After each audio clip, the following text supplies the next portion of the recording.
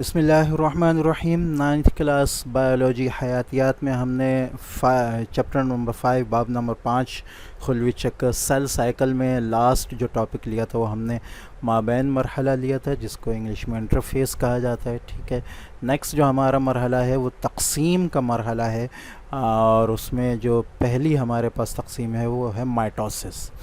ٹھیک ہے، اچھا مائٹوسس جو ہے اس کے بارے میں پہلی بات یہ کہ جب سیل کی تقسیم ہوتی ہے، خلیے کی تقسیم ہوتی ہے، تو وہ دو قسم کی ہوتی ہے۔ اس میں ایک کہلاتا ہے مائٹوسس اور ایک کہلاتا ہے میوسس۔ ٹھیک ہے، مائٹوسس میں کیا ہوتا ہے، جو ٹوٹل نمبر آف کروموزومز ہوتے ہیں، جیسے انسان میں 46 ہیں، تو جو دو سیل بنتے ہیں اس میں جو ہے یہی برابر 46 اینڈ 46، ٹھیک ہے، یہی نمبر کروموزومز کے آتے ہیں۔ جبکہ میوسس کی ہم بات کریں تو اس میں کیا ہوتا ہے کہ 46 کروموزومز ہوتے ہیں، اور آگے 23 اور 23، یعنی یوں کہیں کہ مائٹوسس میں جو ایک خلیہ ہے وہ دو خلیوں میں تقسیم ہوتا ہے، اس میں برابر کروموزومز آتے ہیں۔ انسان کے اندر 46 کروموزومز ہوتے ہیں، اس کے کہنا چاہیے دختر خلیے بنتے ہیں، جس میں برابر وہی 46 اور 46 کروموزومز آتے ہیں۔ جبکہ میوسس میں کیا ہوتا ہے، میوسس میں جو خلیے کے جو کروموزومز ہوتے ہیں، ایک تو خلیہ 4 خلیوں میں تقسیم ہوتا ہے، ٹھیک ہے، اور 4 خلیوں میں تقسیم جب ہوتا ہے تو اس میں ہر خلیے میں آدھے کروموزومز آتے ہیں۔ تو یہ بات جو ہے یاد رکھنے کی۔ دوسرا یہ کہ مائٹوسس جو ہے وہ باڈی سیلز میں ہوتا ہے، یعنی جسم کے جو خلیے ہیں اس میں ہوتا ہے، اور میوسس کا خاص عمل ہوتا ہے یہ ریپروڈکٹیو سیلز میں ہوتا ہے، ان خلیوں میں جو ہوتا ہے جو عمل تولید کے دوران جو ہے وہ کام کرتے ہیں۔ ٹھیک ہے، یہ بات جو ہے یہ فرق جو ہے، تینوں فرق یاد رکھنے کے ہیں۔ مائٹوسس میں کروموزومز کا نمبر برابر رہتا ہے، ٹھیک ہے، جبکہ میوسس میں کروموزومز کا نمبر آدھا ہو جاتا ہے۔ مائٹوسس میں ایک خلیے سے 2 خلیے بنتے ہیں، جبکہ میوسس میں ایک خلیے سے 4 خلیے بنتے ہیں۔ جبکہ مائٹوسس جو ہے وہ باڈی سیلز میں ہوتا ہے، عام باڈی سیلز میں ہوتا ہے، اور میوسس جو ہے وہ ان خلیوں میں ہوتا ہے جو عمل تولید کے وقت کام آتے ہیں۔ ٹھیک ہے، اچھا، اس قسم کی خلیوی تقسیم میں ایک مادر خلیہ پیرنٹ سیل تقسیموں کا 2 دختر خلیوں میں اس طرح تبدیل ہو جاتا ہے کہ ہر دختر خلیے میں کروموزوم کی تعداد مادر خلیہ جتنی ہی رہتی ہے۔ ٹھیک ہے، یہ وہی بات ہو گئی۔ گو کہ مائٹوسس ایک مسلسل عمل ہے، لیکن مطالعے کی آسانی کے لیے ہم اسے 2 مرحلوں میں تقسیم کرتے ہیں۔ یہ جو ہے یہ ہم نے یہ بتانے کا مقصد یہ ہے کہ یہ جو سارے فیز ہم نے بنائے ہیں یہ سمجھنے کے لیے بنائے ہیں، ورنہ یہ مسلسل جو ہے تیزی سے تقسیم ہو جاتا ہے خلیہ۔ مائٹوسس کے 2 حصے کیے گئے، الف کیریوکائنیسس اور دوسرا جو ہے وہ سائٹوکائنیسس۔ کیریوکائنیسس، کیریو سے مراد مرکزہ ہے، نیوکلیس ہے، اور کائنیسس سے مراد تقسیم ہے۔ تو کیریوکائنیسس وہ مرحلہ ہے جس میں کہنا چاہیے خلیے کے اندر جو ہے مرکزی کی تقسیم ہوتی ہے، اور جب مرکزی کی تقسیم ہو جاتی ہے تو اس کے بعد سائٹوکائنیسس ہوتا ہے۔ ٹھیک ہے، تو سائٹوکائنیسس، یہاں یہ اسپیلنگ غلط لکھی ہے، سائٹوکائنیسس ہوتا ہے، ایل کی جگہ کے ہوگا۔ ٹھیک ہے، سائٹوکائنیسس ہوتا ہے، اس میں سائٹوپلازم کی اس کے بعد تقسیم ہوتی ہے۔ ٹھیک ہے، تو یہاں انہوں نے پہلے جو کیریوکائنیسس ہے اس کے 4 فیز بتائے ہیں۔ ٹھیک ہے، پرو فیز، میٹا فیز، اینافیز اور ٹیلوفیز۔ ٹھیک ہے، مرکزی تقسیم کو مزید 4 ذیلی مرحلوں میں تقسیم کیا جاتا ہے، جو کہ پرو فیز، میٹا فیز، اینافیز اور ٹیلوفیز ہیں۔ پرو فیز میں کیا ہوتا ہے، ہم اس کو ڈائیگرام سے دیکھ لیتے ہیں۔ ٹھیک ہے،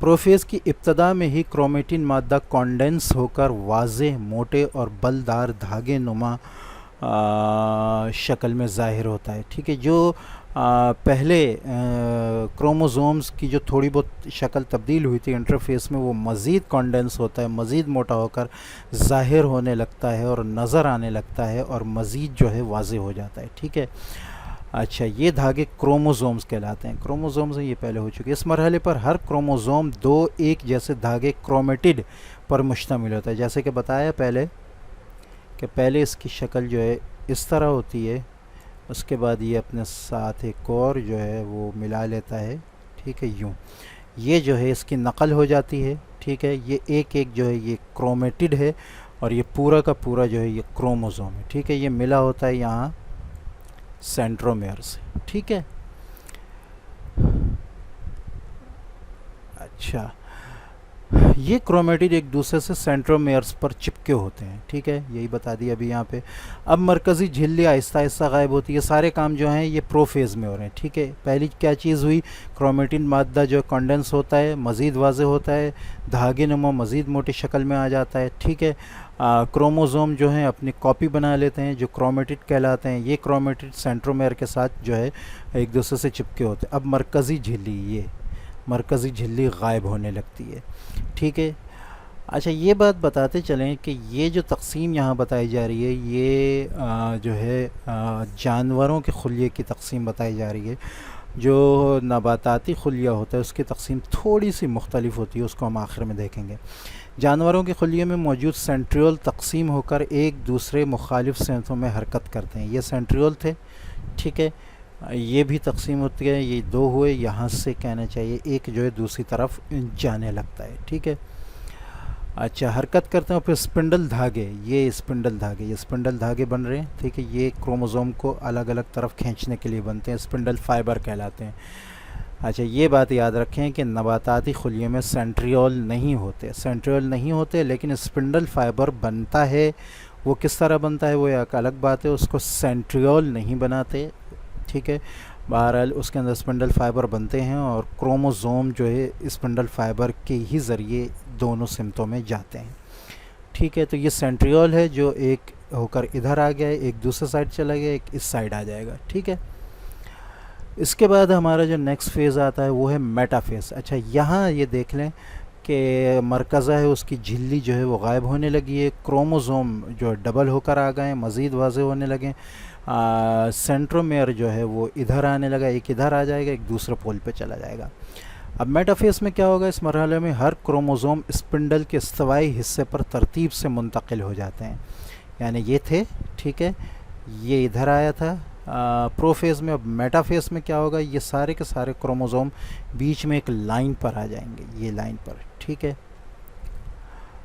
کروموزوم علیحدہ علیحدہ اسپنڈل دھاگے سے سینٹرومیئر کے ذریعے منسلک ہو جاتے ہیں، ٹھیک ہے، اور یہاں یہ اسپنڈل بھی ان کے ساتھ مل جاتا ہے، یہاں یہ پہلے یہ لائن میں آئے اور اسپنڈل ان کے ساتھ مل گیا۔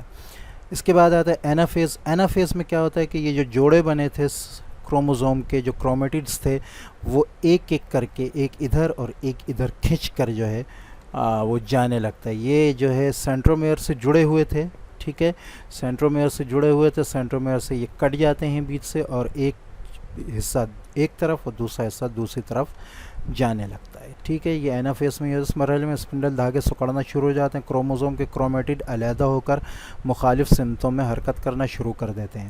اس طرح کرومیٹڈ کا ایک سیٹ، ہر کرومیٹڈ آزاد کروموزوم، اب یہ سب، یہ جتنے یہ اس طرف گئے، یہ اس طرف گئے، یہ الگ الگ کروموزوم ہیں، ٹھیک ہے، یعنی جو اس خلیے کے اندر جو کروموزوم کی ترتیب تھی وہ اس میں اور اس میں دونوں میں برابر آ جائے گی، ایک قطب کی طرف اور دوسرا سیٹ دوسرے قطب کی طرف جانے لگتا ہے، یہ سیٹ ادھر جا رہا ہے، یہ سیٹ ادھر آ رہا ہے۔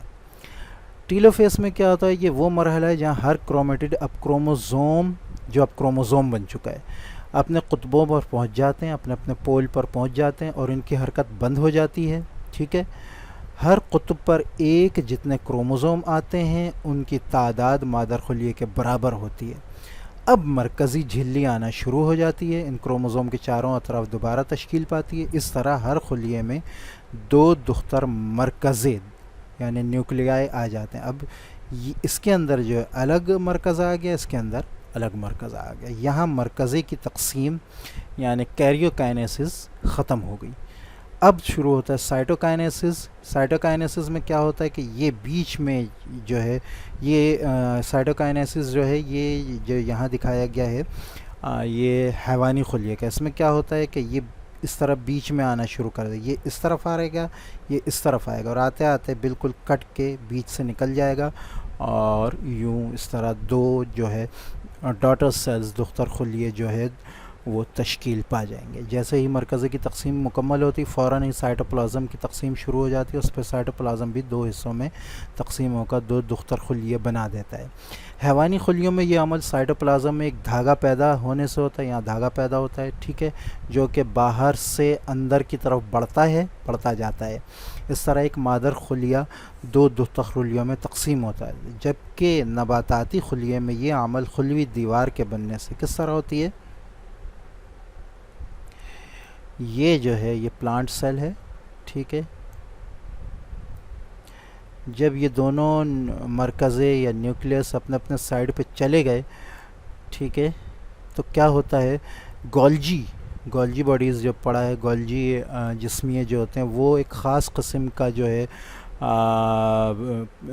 کہنا چاہیے کہ خاص قسم کا مادہ چھوڑتے ہیں جو جیسے کہ بتایا کہ پیکٹس میں ہو کر یہاں آ کر جمع ہونا شروع کر دیتے ہیں، اور یہ پورے اس طرح یوں جمع ہونا شروع ہو جاتے ہیں، اور یہ ایک جو ہے کہنا چاہیے ایک سیل پلیٹ بنا لیتے ہیں، ٹھیک ہے، یہ سیل پلیٹ کہلاتی ہے، اور اس طرح یہ پوری لائن بن جاتی ہے، اور یوں اس طرح کہنا چاہیے جو ہے یہ دونوں پلانٹ سیل آپس میں تقسیم ہو جاتے ہیں، اور یہ جو سیل پلیٹ جو یہاں بنی تھی یہ دونوں نباتاتی خلیوں کی سیل وال، خلوی دیوار بن جاتی ہے، ٹھیک ہے، تو یہی چیز یہاں بتائی گئی ہے۔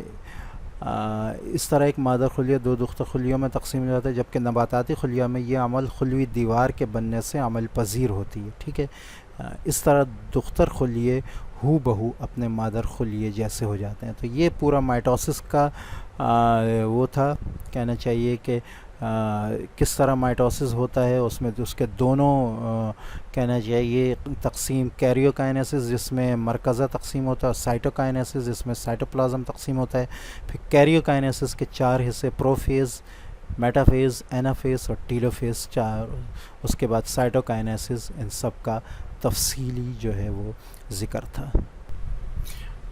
لاسٹ میں مائٹوسس کی اہمیت کے بارے میں بتایا ہے۔